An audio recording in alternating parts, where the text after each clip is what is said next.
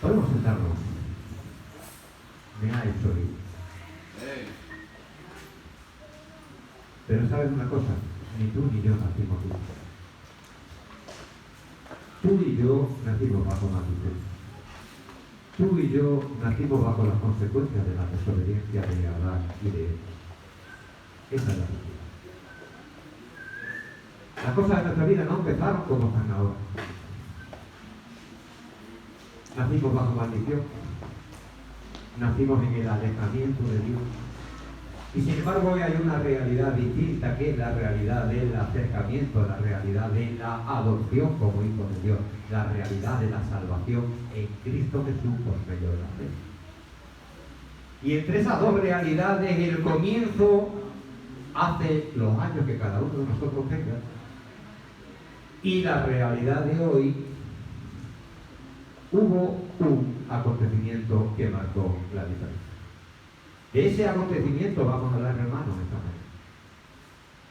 Esta canción tiene sentido para nosotros, porque nosotros somos parte de ese pueblo que fue liberado. Dios tuvo misericordia de nosotros.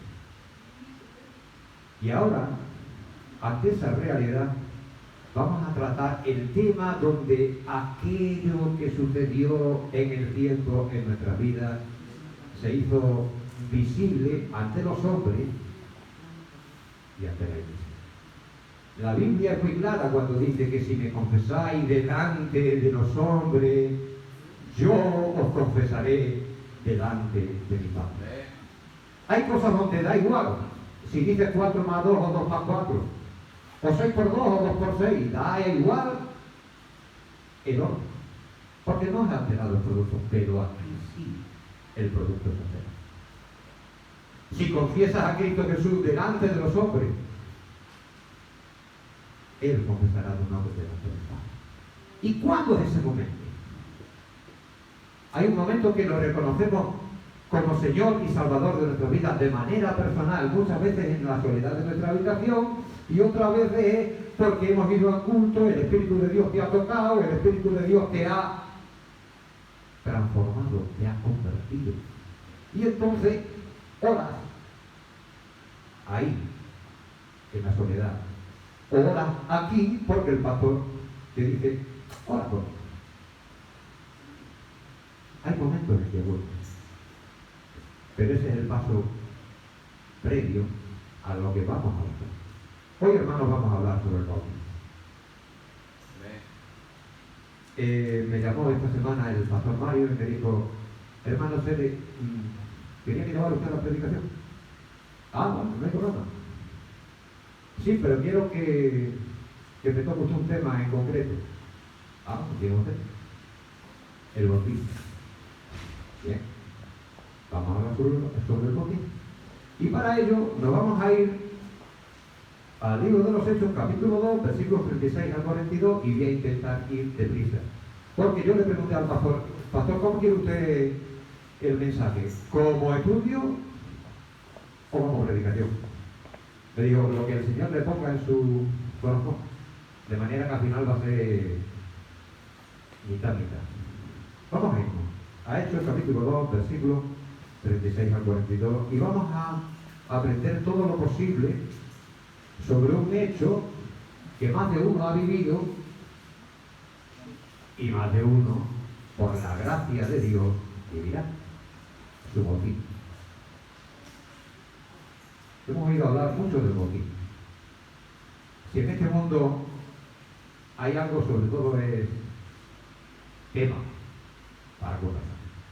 Y dada la naturaleza del hombre, si en este mundo hay algo, es la debilidad del hombre por convertir el tema de conversación en tema de discusión.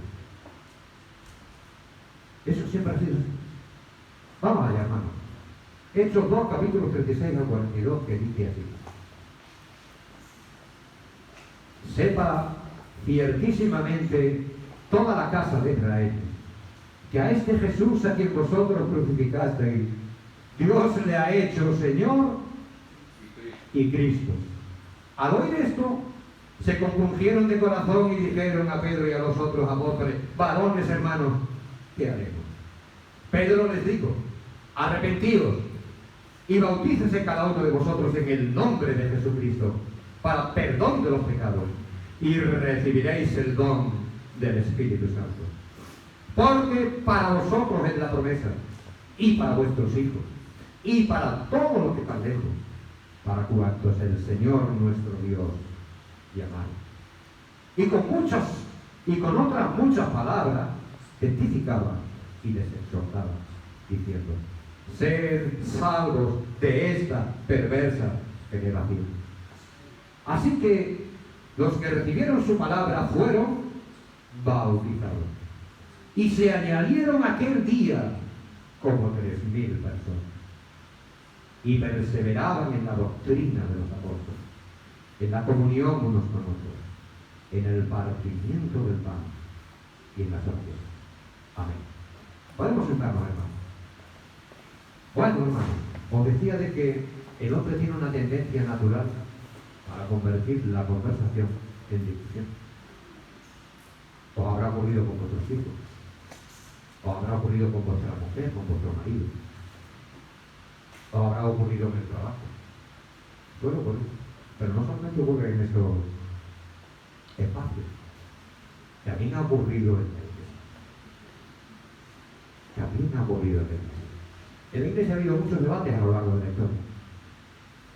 Estuvo el debate de si el pueblo de Dios debía guiarse únicamente por la Escritura o también por la interpretación de la Escritura que habían hecho hombres señalados, unos santos y otros entre comillas santos. Hubo también debate acerca de si Cristo era, como Hijo de Dios, el Dios eterno encarnado, o si tuvo. Hubo debates en la iglesia sobre si el Espíritu Santo es Dios o no. Hubo debates en la iglesia sobre si Dios es uno, y ciertamente Dios es uno, pero el debate iba todavía más al fondo.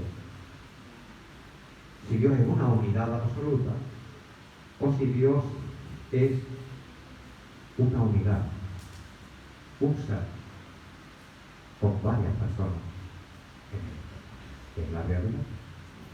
Si ha habido algo en la iglesia de debate, en el mundo también se puede tener. Ha habido el debate de si la salvación es única, sola y exclusivamente por gracia y por fe, o si tú tienes que añadirte algo. La iglesia a lo largo de su historia siempre ha estado en debate. Pero ¿sabéis cuál es el tema? ¿Cuál es la discusión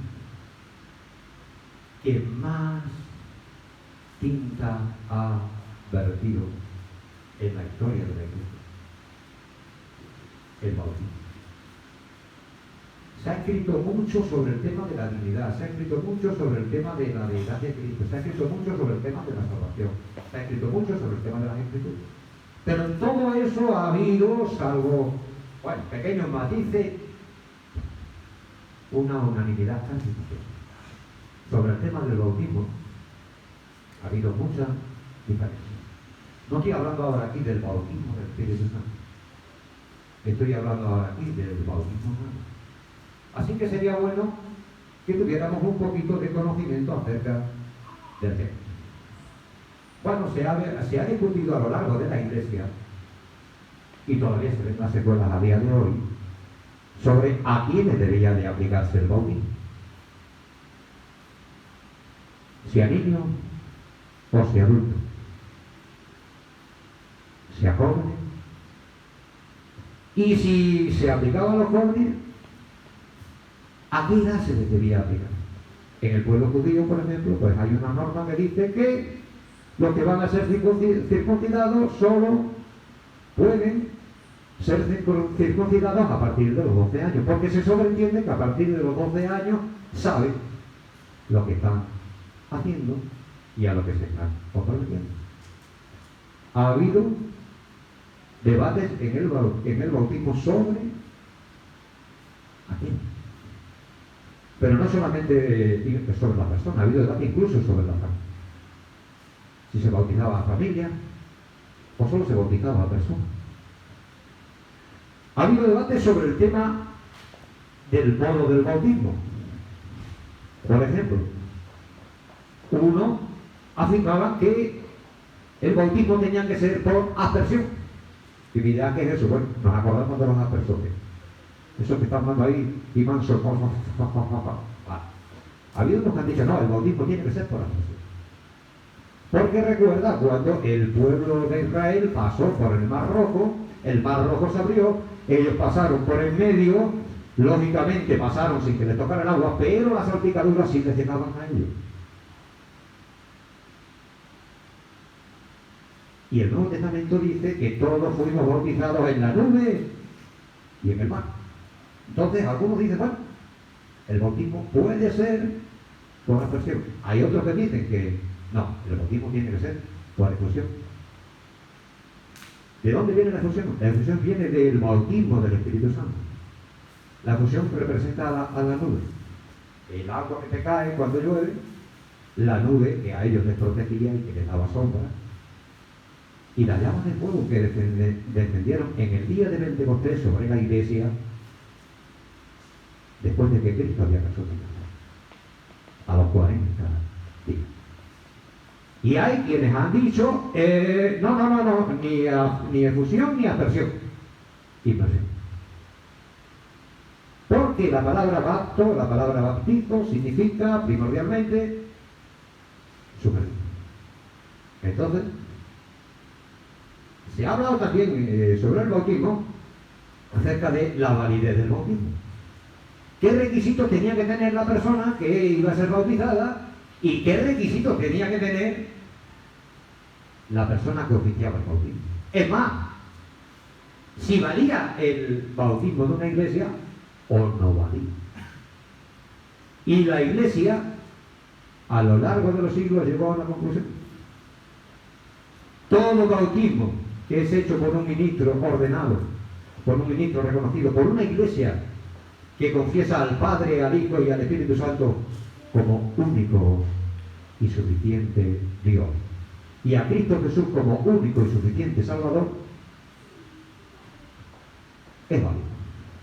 Esta iglesia reconoce al Padre, al Hijo y al Espíritu Santo como el único Dios entre personas, y a Jesucristo como único Señor y Salvador de todo aquel que por la fe pone su confianza. Por tanto, el bautismo que administra esta iglesia es válido. De manera que sectas como los testigos de Jehová, que no son trinitarios, ese bautismo no vale para nada. Es como si te vas a dar un chapuzón. El bautismo de los mormones, que es una secta que cree en multitud de dioses y que te ofrece a ti el poder ser un dios el día de mañana, si lo haces bien, tampoco vale. Ha habido mucho debate sobre el bautismo, los requisitos que tiene que tener el bautismo para que sea válido. Ha habido debate, no sé si habéis oído hablar alguna vez de los solos Jesús. Bueno, el Nuevo Testamento nos habla de unos hermanos que habían sido bautizados en el nombre de Jesús,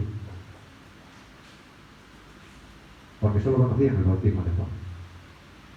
Y entonces, como algunos textos de la Escritura hablan de que fueron bautizados en el nombre de Jesús, ellos dicen, no hay que bautizar en el nombre del Padre, del Hijo y del Espíritu Santo, aunque Jesús lo mandara y lo ordenara. No hay que bautizar en ese nombre, hay que bautizar en el nombre de Jesús, porque aquí lo dice. Pero se olvida que bautizar en el nombre de Jesús significa bautizar en la fe de Jesús, en la enseñanza de Jesús, en el testimonio de Jesús, en los mandamientos de Jesús y en la obediencia al Señor Jesús. Y por tanto, ¿cómo tienes que bautizar si quieres obedecer al Señor? En el nombre del Padre, del Hijo y del Espíritu Santo. Y hacéis discípulos. Y bautizarlo en el nombre del Padre, del Hijo y del Espíritu Santo. Pero ha habido más, hermano. Hay algunos que incluso se han preguntado cuáles eran los resultados, cuáles eran los logros, cuáles eran las consecuencias del bautismo. Del bautismo válido. No desde una secta. No, del bautismo válido. Tú has conocido al Señor, tú le dices al pastor Feli, hermano, yo quiero bautizarme, yo quiero comprometerme con el Señor. El Señor me dice que yo tengo que confesarle a Él de manera personal, pero también de manera pública, y yo quiero bautizarme. Bueno, ¿cuáles son los efectos de ese bautismo? En un principio, los efectos del bautismo se pensaba que era lo mismo que nosotros pensábamos. Pero cuando desaparecieron los apóstoles, una serie de señores se fueron metiendo en la iglesia. Al punto que empezaron a enseñar que el bautismo en agua estoy hablando, pues limpiaba literalmente los pecados. Limpiaba literalmente los pecados. Es cierto que el bautismo limpia los pecados. Pero el bautismo en agua es la representación visible de lo que ha ocurrido de manera invisible en tu vida y en la mía, y en la de todo aquel que ha confesado a Jesús como Señor y Salvador. Hemos conocido al Señor, hemos nacido de nuevo, hemos invocado el nombre de Jesús y hemos sido limpiados con la sangre del Cordero de todos nuestros pecados.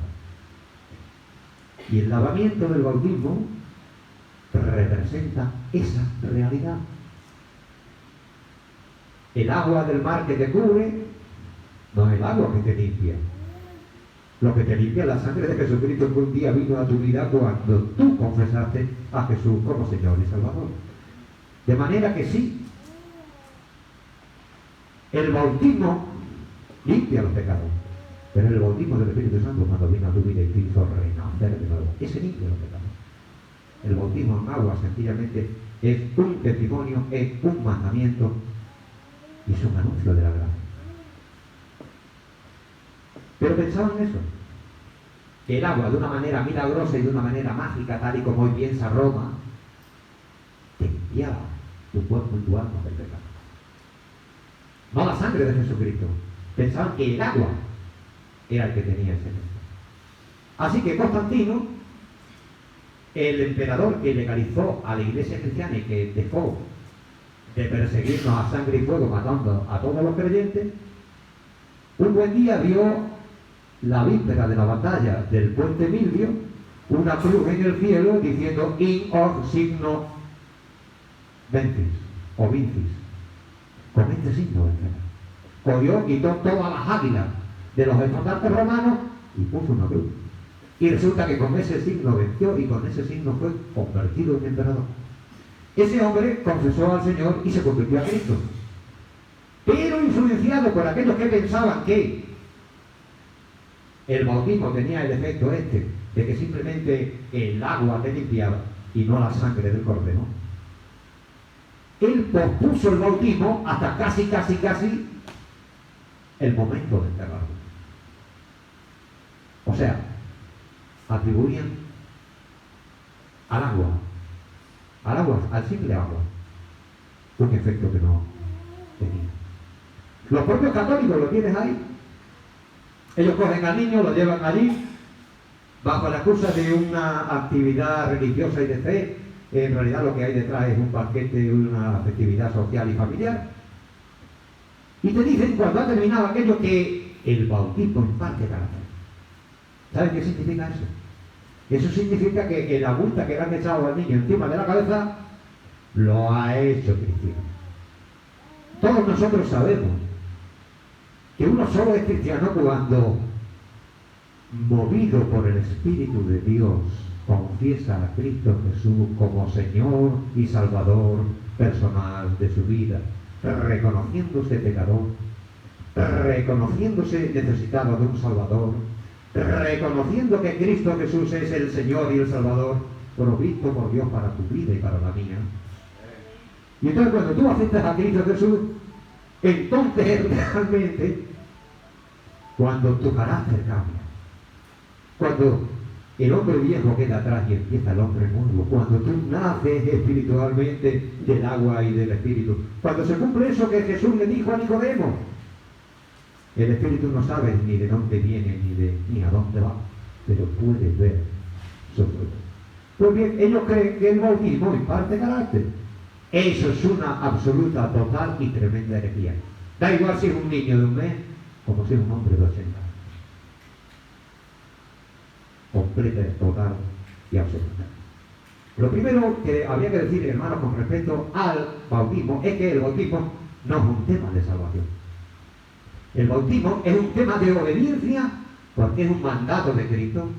Es un tema de testimonio, porque si tú no has vivido el nuevo nacimiento, si tú no has confesado a Jesús como Señor y Salvador, si tú no tienes fe en la promesa de Dios, ese bautismo no va a servir para nada.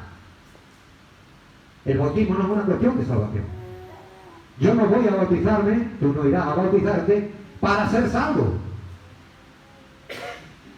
Tú vas a ir a bautizarte. Yo un día fui a bautizarme porque era santo. Ya se había producido aquello que representa el bautismo. Ese morir al mundo y ese nacer a la vida. Ya había ocurrido. Había ocurrido en tu vida y había ocurrido en la mía. Por eso pedimos el bautismo, que es, como os digo, un mandamiento. Cristo mandó a todos los que nacen de nuevo, a todos los cristianos, tengan la edad que tengan, que sean bautizados. Es también un tema de testimonio, porque Cristo quiere que tú le confieses a Él, pero no solo de manera personal entre tú y Él, como hizo Nicodemo. ¿Os acordáis? Maestro, nosotros sabemos que tú has venido de Dios, porque nadie puede hacer las cosas que Dios hace si Dios no está con él. Está muy bien, pero recuerda que fue de noche. Recuerda que fue a escondidas. Recuerda que no quiso reconocer públicamente que era cristiano.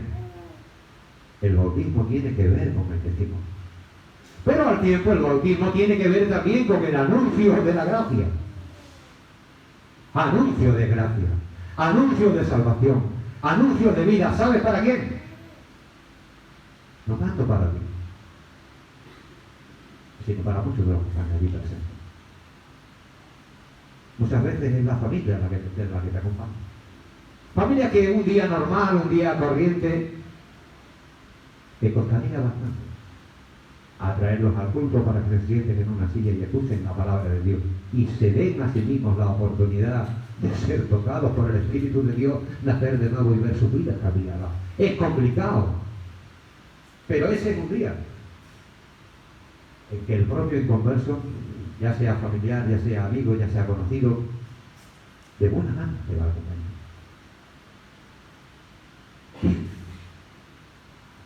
¿De dónde surge el bautismo, hermano? ¿Os lo habéis preguntado alguna vez? ¿Por qué bautizamos? ¿Quién empezó primero a bautizar? ¿De dónde salió el bautismo? A veces, y os lo digo porque esa fue mi experiencia, yo cuando me convertí yo quería saber mucho del Señor. Entonces devoraba libros y libros y libros y sobre todo devoraba la Biblia. Pero devoraba. Yo iba para todos lados con la Biblia. Y si tenía un ratito leía la Biblia. Yo pensaba, en mi ignorancia, que el bautismo había surgido en el Nuevo Testamento. Eso no lo había pensado. Pero claro, al primero al que se le ve y se le nombra explícitamente como bautizando, es a Juan el Bautista. Y al que se le ordena a ir y bautizar es a Juan el Bautista. Pero la Biblia no dice esto, hermano. El bautismo, no te voy a decir que esté extendido por toda la Biblia, porque fallaría en eso. Pero el bautismo está en el Nuevo Testamento y está en el Antiguo Testamento. Si quieres apuntarlo, el bautismo mencionado en 1 Corintios 10, versículos 1 y 2. Ahí te está hablando del bautismo. Ahí te está hablando del bautismo. 1 Corintios 10, 1 y 2. Y fue una experiencia de Israel. En la nube y en el mar. ¿Recordáis la historia? El pueblo de Israel se veía ante la vida o la muerte. El ejército de Faraón venía y no venía precisamente para tomar un cafelito como a mí me encanta y tener una buena sal. Venían a matar.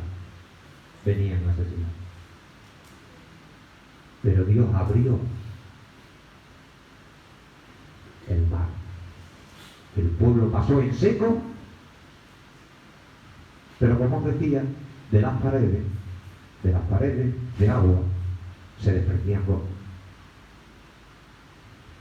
Por eso Pablo en Corintios habla de bautizados en la nube y en el mar.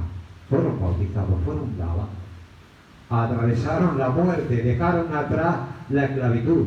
Pero definitivamente, porque hasta ese momento, aunque ya habían salido, todavía el peligro acechaba y todavía el peligro era muy real. Pero en el momento en que pasaron por el mar, en el momento en que fueron bautizados en el mar, dejaron atrás la esclavitud. También tiene aquella nube. Esa nube que les acompañaba continuamente. Les daba sombra de día, les daba iluminación de noche. Y dice que fueron bautizados. Pero dice más. Hebreos capítulo 6, versículo 2, habla de la doctrina del bautismo. Y podemos decir, bueno, ¿y dónde está eso? ¿Dónde está la doctrina del bautismo? La doctrina del bautismo está en ese texto que hemos citado, de esos dos episodios, pero está también en el libro de Levítico. El libro de Levítico habla mucho del bautismo. Y tú me dirás, ¿no viene la palabra? Te digo, no viene. En el Antiguo Testamento la palabra bautismo básicamente significaba lavar. ¿Os acordáis de Naamán? El general sirio, que era leproso, que vino pidiendo un milagro y el rey de Israel creyó que en realidad lo que le estaban era provocando para la guerra. A aquel hombre le dijeron, ve y lávate en el Jordán 7 veces. Y él dijo, no, el Jordán es mejor el río, ¿no? El siervo le dijo, oye, si te hubieran pedido algo más difícil, no lo habrías hecho. ¿Por qué no eres obediente y te lavas? Bueno, cuando el Antiguo Testamento fue traducido del hebreo al griego, en la Septuaginta, la palabra que se utilizó para ese te lava no era otra que bautismo. Bautismo. El Antiguo Testamento habla del bautismo. Cada vez que el pueblo judío se lavaba para comer, cada vez que el pueblo judío limpiaba todo el instrumental que se utilizaba en el templo, aquello era bautismo. El Antiguo Testamento habla del bautismo. No fue una innovación de Juan. El pueblo judío estaba familiarizado con el bautismo. Fíjate si estaba tan familiarizado que de hecho vosotros y yo sabemos que los judíos, cuando un miembro del pueblo judío iba a pertenecer de manera visible al pueblo de Dios, era circuncidado. ¿Verdad que sí? Pero cuando un gentil, que supuestamente era mucho más impuro, se convertía a la fe del Dios de Abraham, de Isaac y de Jacob, un Abraham que había comenzado siendo gentil, a ese hombre no le circuncidaban directamente. Ese hombre, antes de acceder a la circuncisión, tenía que pasar por el bautismo. El gentil que se convertía a la fe del Dios de Abraham no se circuncidaba primero. Primero era bautizado, él y su casa. Y después era circuncidado, él con su mujer. El pueblo judío conocía el bautismo.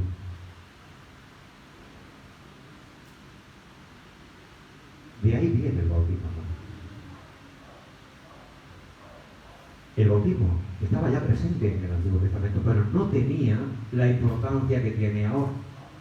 El pueblo de Dios en el Antiguo Testamento tenía una señal visible para ilustrar, para representar y para testificar una realidad invisible. Fulano, mengano o veterano han conocido al Dios de Abraham, de Isaac y de Jacob, le han entregado su vida y han decidido seguirle en santidad.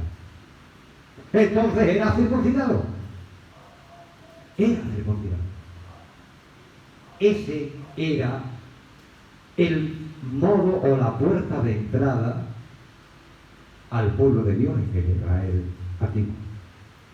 Pero el bautismo que ya estaba presente en aquel momento, ahora ha tomado en la iglesia el lugar de aquella circuncisión. ¿Te has preguntado alguna vez por qué a ti y a mí, a los varones, cuando nos convertimos no nos circuncidan? Bueno, pues la respuesta la tienes en Colosenses capítulo 2, versículo 11. Puedes leerlo si quieres. Y lo vamos a leer. Colosenses capítulo 2, versículo 11. No sé si es 10, 11 o 11, 12. Filipenses o Colosenses. 11 y 12.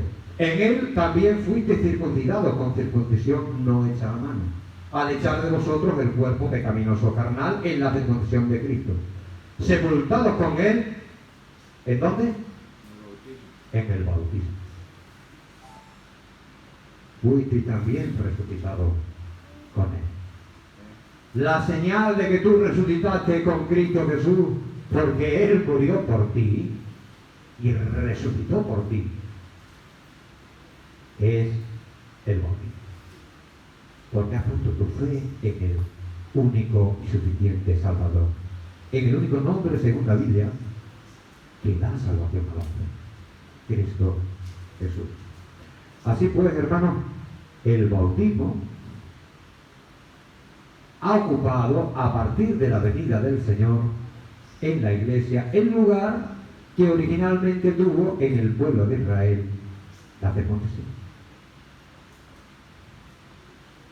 Bien. Había un signo de entrada visible en el pueblo de Israel para aquel que se convertía. Y hay un signo visible de entrada en el pueblo de Dios a día de hoy en la iglesia. El bautismo es la puerta visible de entrada en la iglesia. Pero me gustaría que tomáramos muy en cuenta lo que viene ahora, porque lo que ha habido hasta este momento ha sido más que nada una panorámica de lo que ha sido el bautismo a lo largo de la historia y en la propia iglesia. Pero ahora vamos a hablar de lo que el bautismo es, no en la historia de la iglesia, sino en tu propia historia y en mi propia historia. Porque el bautismo es personal. Hay en esta vida cosas que nadie puede hacer por ti. Nadie puede nacer por ti. Nadie se puede casar por ti. Nadie puede morirse por ti. Nadie puede ser bautizado por ti. Los mormones sí lo hacen, ¿eh? Las sectas sí lo hacen. El mormoncito se cree que él puede ayudar al abuelo José o a la abuela Pepa o al primo José Antonio, que resulta que se han muerto, y como no ha conocido a los mormones, y los mormones creen que el bautismo es esencial para la salvación, si no se bautiza a alguien en nombre de ellos, pues no se van a salvar nunca y jamás se van a convertir en dioses. Pero la Biblia no dice eso. La Biblia dice que el bautismo es personal e intransferible. Personal e intransferible. Es una decisión a la que Dios te lleva. Ya puede ser, como en el caso de el funcionario de Candace, ¿os acordáis? Personal. Estaba él solo, nadie más se convirtió con él. Pidió el bautismo. El apóstol Pablo conoce a Cristo, se lo encuentra en el camino de Damasco y se bautiza. La Biblia también habla de que incluso familias fueron bautizadas. La familia del carcelero de Filipo, la familia y los amigos de Cornelio, la familia de Lidia. Pablo dice, yo a ninguno he bautizado, sino a la casa de Estéfano. Bien. El bautismo es algo personal. Es interno.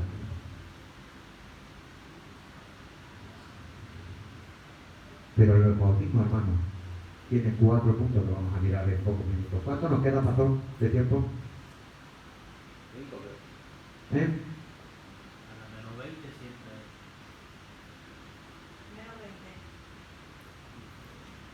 Venga, pues vamos a hacerlo en nada. Vamos a ir ahora en plan bonito. Hermanos, el bautismo se caracteriza por 4 aspectos. Por un lado tiene requisitos, por otro lado tiene beneficio, por otro lado tiene promesa y por otro lado tiene compromiso. Son los 4 aspectos que dan valor, que dan vigor al bautismo. El primero son los requisitos. En el versículo 36 tenéis que la palabra de Dios dice: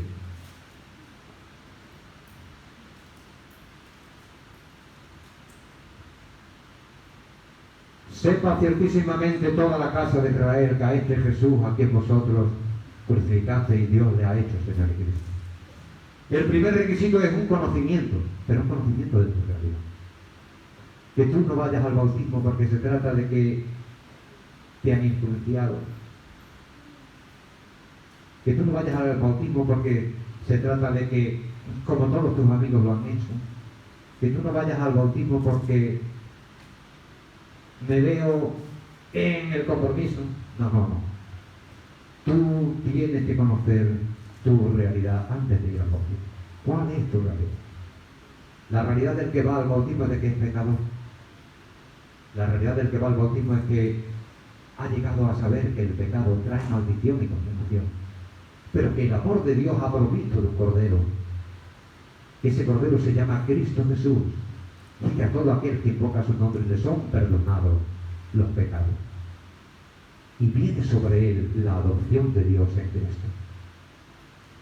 El bautismo debe hacerse conociendo tu realidad, conociendo tu necesidad. Por eso vas al bautismo. Pero además, el bautismo trae beneficios. ¿Cuáles son los beneficios que te va a traer el bautismo? El perdón de los pecados. Antes te dije que el bautismo en agua no limpia los pecados. No limpia los pecados, porque realmente es el bautismo del Espíritu Santo que aplica la sangre del Cordero sobre tu vida, la que te limpia los pecados, la que te hace nacer de nuevo. Pero el bautismo es un tema de obediencia. Entonces, ¿qué es lo que ocurre? Que si tú no cumples con lo que Dios te pide, evidentemente estás ahí generando pecados. El bautismo representa una realidad: tus pecados han sido perdonados. Y el bautismo representa otra realidad que te viene en el versículo 38 y te lo dice muy claro: recibiréis el don del Espíritu Santo. El bautismo hace que el Espíritu de Dios venga sobre tu vida y manifieste sus dones de manera plena. Que sí, que le da a uno, a este el que Dios cree, y al otro el que a Dios le parece conveniente. Pero es el bautismo el que abre la puerta de los dones de Dios en tu vida. Y a partir de ahí tú vas a ir descubriendo los dones que Dios te trae. El bautismo tiene además promesas. No solamente tiene requisitos, no solamente tiene beneficios, tiene además promesas. Promesas para ti, promesas para tus hijos, promesas para los que están presentes, promesas para los que están aquí. La promesa para ti es que Dios vendrá a tu vida, Dios vendrá a tu casa y Dios salvará tu casa. No quiere decir que porque tú seas cristiano tu hijo ya lo sea. Tu hijo tiene que nacer de nuevo, tu hijo tiene que pasar por la experiencia. Pero Dios, que obra en todos el querer y el hacer por su buena voluntad, promete que tiene muchísimo más interés, muchísimo más deseo en salvar a tu hijo o a tu mujer o a tu marido que tú mismo. Y las promesas de Dios son siempre sí y son siempre amén. El bautismo trae promesas. Promesas para ti con relación a tus hijos, promesas para ti con relación a tu marido, promesas para la iglesia con relación a los que están escuchando. El bautismo es anuncio de gracia y anuncio de salvación. Y por último, hay mucha gente, hermano, que empieza bien, pero termina mal. ¿Y sabéis por qué? Porque no se pusieron a meditar en el ejemplo práctico del versículo 42. ¿Lo has leído? ¿Lo has mirado ahora? Es el último versículo que hemos leído. El versículo 42 que dice: y perseveraban en la doctrina de los apóstoles, en la comunión unos con otros, en el partimiento del pan y en la oración. La madre del borrego, decimos los españoles, no solo está en empezar bien. Lo fundamental está en terminar bien, en llegar a la meta, en que todo el esfuerzo, todas las ganas, todas las ilusiones, todas las luchas empleadas tengan al final el fruto deseado por la gracia de Dios, porque vuelvo a repetiros que es Dios el que produce el querer y el hacer en vosotros por su buena voluntad. Dios va a hacerlo, Dios quiere hacerlo, pero tú debes seguir el consejo bíblico que aquí te está dando. Y ese consejo lleva 4 partes. Primero, la doctrina. Segundo, la comunión con los hermanos. Tercero, el partimiento del pan. Cuarto, la oración. ¿Has visto de más de un hermano que se ha bautizado y es como si se hubiera despedido? Ha ocurrido en bastantes iglesias. Es porque no tuvieron en cuenta este versículo. Si tú quieres que tu bautismo sea realmente el que cambia tu vida, el que cambia tu casa, el que cambia a mucha gente a tu alrededor, el que cambia tu iglesia, porque tú vas a bendecir a tu iglesia con una vida santificada, con una vida de dones que Dios va a ir manifestando a través de ti. Si tú quieres que tu bautismo dé ese fruto, eso no ocurre por arte de bloque ni por arte de magia. Eso ocurre cuando tú sigues las instrucciones de la palabra de Dios y son muy claras. La doctrina de los apóstoles. Tienes que perseverar en la doctrina de los apóstoles porque es la única que tiene autoridad, porque es la única que da resultados, porque es la única que da fruto. Pero además tienes que, en el versículo 42 te lo dice, tener comunión con los hermanos. Para tener comunión con los hermanos tienes que vivir junto a los hermanos, tienes que estar como ahora estamos, a 1 metro o 1 metro y pico unos de otros, en una misma unidad de pensamiento, en una misma unidad de dedicación. Ahora mismo estamos aquí bendiciendo a Dios y tratando de aprender unos de otros. Doctrina santa, doctrina sana. Y eso es aprendiendo y leyendo la Escritura diariamente, comunión con los hermanos. La Biblia dice, mejores son 2 que 1, porque cuando uno caiga el otro le levantará. Con ese versículo prediqué yo en la boda de Dani y de Lita. Mejores son 2 que 1. Eso es en un matrimonio, pero eso no es la iglesia. En la iglesia necesitamos la comunión unos con los otros, porque no todos vivimos en el mismo momento y hay veces en que todos nos desalentamos y necesitamos al hermanito que tenemos al lado. Y finalmente, hermanos, termino. Hay otro ingrediente más para que tu vida sea productiva, bendecida por los efectos del bautismo: la oración. Lo tienes también en el versículo 42. Perseveraban en la doctrina de los apóstoles y en la comunión unos con otros, en el partimiento del pan y en la oración. Una relación entre un hombre y una mujer no crece, no madura, y no llega a dar fruto con el matrimonio, con los hijos, sin comunicación. Una vida en el Señor no crece, no madura, no da fruto, no alcanza el objetivo que Dios ha previsto y ha dispuesto, sin comunicación. Y tu comunicación y la mía con Dios es siempre a través de la oración. Toma esos 4 puntos. Si vas a bautizarte, y no olvides que el bautismo va más allá del día que te bautizaste, debe estar impregnado de estas 4 enseñanzas. Y si ya fuiste bautizado, ten en cuenta que el hecho de que tu bautismo vaya a dar fruto o no, o más o menos, depende del versículo 42 del capítulo 2 del libro de los Hechos.